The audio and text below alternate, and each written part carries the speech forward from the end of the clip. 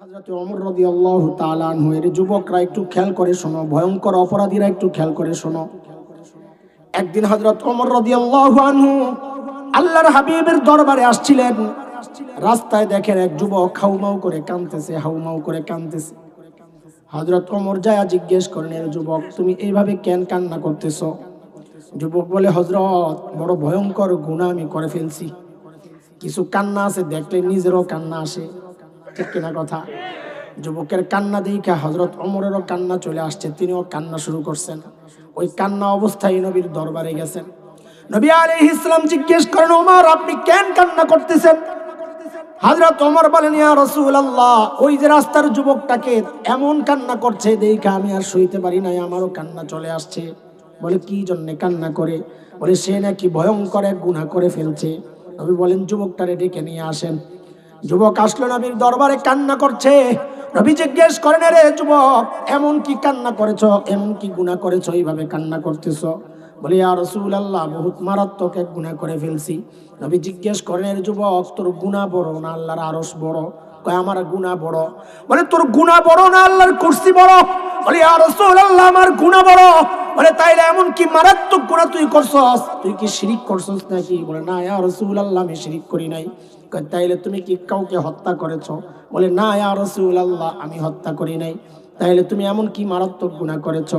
যুবক বলেন, ইয়া রাসূলুল্লাহ, আমি একজন পেশাদার কাফন চোর। কাফন তো বুঝেন, যে কাপড় দিয়া মাইয়তকে মোড়ানো হয়। আমি একজন পেশাদার কাফন চোর।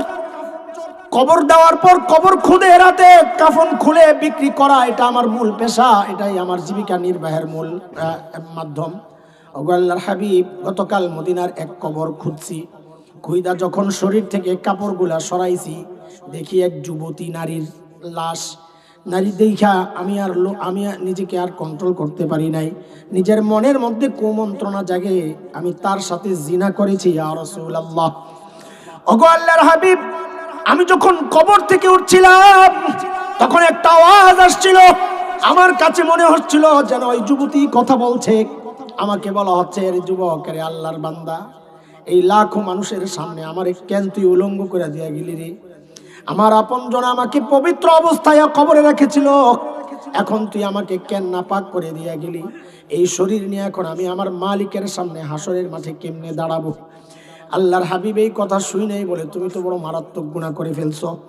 যেই না নবী এই কথা বলেছেন, এখন আর যুবক নিজেরা সামলাইতে পারেন না। বলে, আহারে রহমতের নবীর কাছেও আইসা কোনো আশ্রয় পাইলাম না, সান্ত্বনা পাইলাম না। না জানি নবী আরো কঠিন কোনো কথা বলে ফেলেন কিনা, দিছে দৌড়, সোজা পাহাড়ের চূড়ায় চলে গেছে। যায় কান্দে, চিৎকার করে, কি বলে বলে কান্দে। হাদিসের কথাগুলো ধরন এমন, ওই যে সাইয়্যিদুল ইস্তিগফারের যে শব্দগুলো, যেন ওই শব্দগুলো দিয়ে যুবক চিৎকার করতেছে। আরে সাইয়্যিদুল ইস্তিগফারের শব্দগুলো বড় আজীব শব্দ। এমন আজীব শব্দ আমার নিজের অভিজ্ঞতা আমি শোনাই। মজলিসের মধ্যে কান্না করা তো সোজা, আরেকজনের চোখে পানি চিকচিক করতে দেখলেই তো নিজের কলিজার মধ্যে লাগে, কান্না চলে আসে। কিন্তু একা একা যখন রাতের গভীরে মালিকের দুয়ারে হাত ওঠাই, অনেক সময় কান্না আসতে চায় না। আমার নিজের অভিজ্ঞতা আমি বলতেছি। তখন ওই সাইয়্যিদুল ইস্তিগফারের শব্দগুলো আমি উচ্চারণ করি, বলতে থাকি, খোদার কসম খায়া বলি, তখন আমার কলিজা আমার চূর্ণ বিচূর্ণ হয়ে চিৎকার করে কান্না করতে মনে চায়। আহারে আল্লাহর হাবিব কি শব্দগুলো শিখাইছেন রে ভাই! নবী বলেন, আল্লাহুম্মা আনতা রাব্বি লা ইলাহা ইল্লা আনতা খালাকতানি ওয়া আনা আবদুক। সন্তানরা মাঝে মধ্যে বাবা মারে অভিযোগ করে, হ্যাঁ বাবা মার কাছে অভিমান করে কথা বলে, আমারে কি পাই আনছো নাকি, জন্ম দেও নাই? আমারে পালক আনছো নাকি, জন্ম দেও নাই? তখন বাবা মা নরম হয়ে যায়, এমন কথা বলে। নবী যেন আল্লাহর সাথে এমনভাবে কথা বলাই শিখাইছেন। ওগো আল্লাহ, আপনি ছাড়া তো আমার কোনো মাবুদ নাই, বানাইছেন আপনি, আমি আপনার বান্দা। আমি তো গুনাহ করছি, নাফরমানি করছি, তো আপনারই করছি, আর তো কারো করি নাই। এখন আপনি যদি তাড়ায়া দেন আমি কই যাব? বাবার কাছে অন্যায় করলে বাবা তাড়ায়া দিলে মার কাছে যায় আশ্রয় পাওয়া যায়, মা তাড়ায়া দিলে বাবার কাছে যায় আশ্রয় পাওয়া যায়। ওগো মালিক, আপনি তাড়ায়া দিলে যাওয়ার তো আর কোনো জায়গা নাই।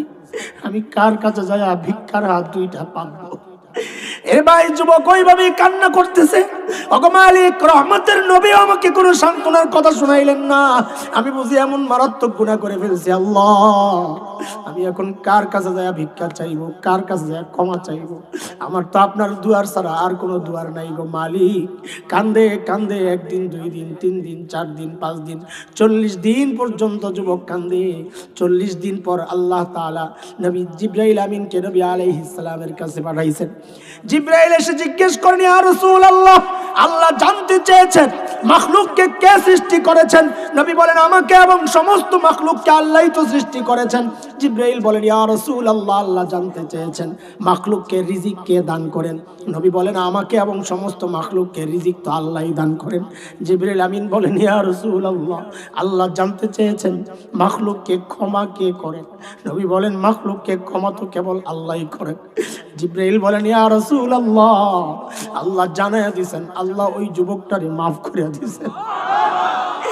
নবী সাথে সাথে একজনকে পাঠায়া দিয়েছে, যা পাগলটারে খবর কর, এর যুবক ভাই আমার, আমাদের একজন আজীব মালিক আছেন, গুনার পরিমাণ যত হোক, গুনাহ যত ভয়ঙ্কর হোক, নিরাশ হইবা না, নিরাশ হইবা না। আমাদের একজন আজীব মালিক আছেন। দুনিয়ার মানুষ তো অপরাধীরে খোঁজে শাস্তি দেওয়ার জন্যে, কিসের জন্যে? আমাদের একজন এমন মালিক আছেন যিনি অপরাধীরে খোঁজেন মাফ করার জন্যে। প্রত্যেক দিন মধ্যরাতের পর থেকেই ডাকা শুরু হয়ে যায়। এই যে কিছুক্ষণ পরই ডাকা শুরু হয়ে যাবে, কি বলে আল্লাহ ডাকেন, আলা মিন মুস্তাগফিরিন ফাগফির আলাহ, এরে বান্দা কে কে গুনাহ করছো, আয় আয় আয় আয় আয়, সুযোগ দিলাম, সুযোগ দিলাম, আমি আল্লাহ নিজে আসছি তোরে মাফ করার জন্য, তুই মাফ চা, মাফ করে যা। আলা মিন মুস্তাগফিরিন ফাগফির।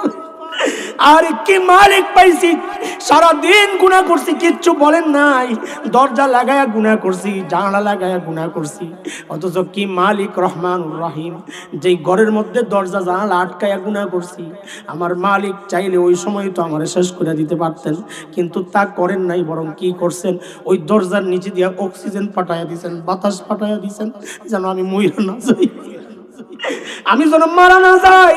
ওই গুনাহ অবস্থায় অক্সিজেন পাঠায়া দেন যেই মালিক, গুনাহ করার পরেও যেন আমি জাহান্নামী না হই।